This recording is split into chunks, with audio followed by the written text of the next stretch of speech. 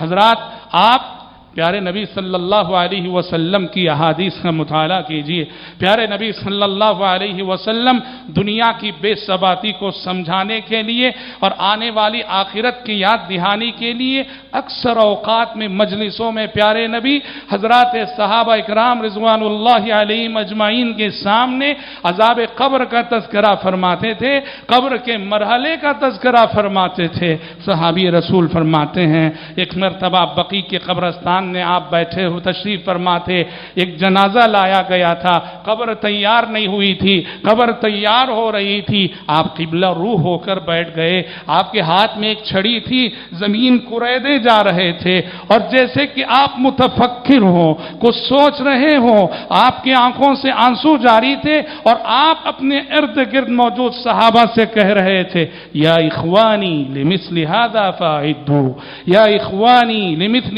هذا فاعدوا، اے میرے بھائیو قبر کے آنے والے اس مرحلے کے لیے تیاری کر لو، اس مقام پہ آنے سے پہلے تیاری کر کے آؤ، یہاں پہنچنے سے پہلے یہاں کی جو تیاری مطلوب ہے وہ تیاری کر لو۔ آپ کی زبان مبارک پہ یہ الفاظ جاری تھے اور آپ کی آنکھوں سے آنسو جاری تھے۔ حضرت اسماء رضی اللہ عنہا فرماتی ہیں ایک مرتبہ جب مسجد نبوی میں مجلس جمی ہوئی تھی، پیارے نبی صلی اللہ علیہ وسلم نے عذاب قبر کا تذکرہ فرمایا، فتنہ قبر کا تذکرہ فرمایا تو ضج المسلمون ضجتاً، پوری مسجد نبوی اور رونے کی آواز سے گونج اٹھی، صحابہ کی چیخو پکار سے گونج اٹھی۔ پیارے نبی کی نصیحت پر قبر کے آنے والے اس مرحلے کے تصور سے، قبر کے آنے والے ان عذابات کے تصور سے حضرات صحابہ کرام رضوان اللہ علیہ مجمعین اپنے آپ پہ قابو نہ رکھ سکے، رو پڑے، چیخ پڑے، اور اتنی آواز بلند ہوئی، حضرت اسماء فرماتی ہیں تھوڑی دیر کے لیے اس شور کی وجہ سے،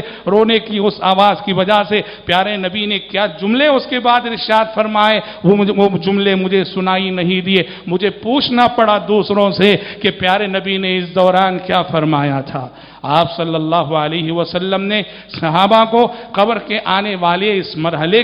کی تیاری پہ ابھارتے ہوئے فرمایا ما رأیت منظرا قط الا والقبر افظع منه۔ ایک مرتبہ آپ نے فرمایا ما رأیت منظرا قط الا والقبر افظع منه، کہا کہ لوگوں میں نے قبر سے زیادہ بھیانک منظر کوئی نہیں دیکھا ہے، قبر سے زیادہ بھیانک منظر میں نے کوئی نہیں دیکھا ہے۔ اور ایک مرتبہ تو آپ نے فرمایا فلولا الا تدافنوا فلولا الا تدافنوا لدعوت الله ان يسمعكم من عذاب القبر الذي اسمع منه، کہا کہ اگر اس بات کا اندیشہ نہ ہوتا کہ تم اپنے مردوں کو دفن کرنا چھوڑ دو گے تو میں اللہ سے دعا کرتا کہ عذاب قبر کی جو آوازیں میں سنا کرتا ہوں میں اللہ سے دعا کرتا کہ وہ آوازیں تمہیں بھی سنائے، لیکن مسئلہ یہ ہے اگر میں دعا کر دوں عذاب قبر کی یہ چیخ و پکار تم سن لو گے، کل اپنے کسی بھی عزیز اور رشتہ دار کو زمین میں دفن نہیں کرو گے۔ اس لیے آپ صلی اللہ علیہ وسلم نے یہ دعا نہیں کی، گویا نبی ہونے کی حیثیت سے، رسول ہونے کی حیثیت سے عذاب قبر کی بعض آوازیں اللہ رب العالمین پیارے نبی صلی اللہ علیہ وسلم کو سنایا کرتا تھا۔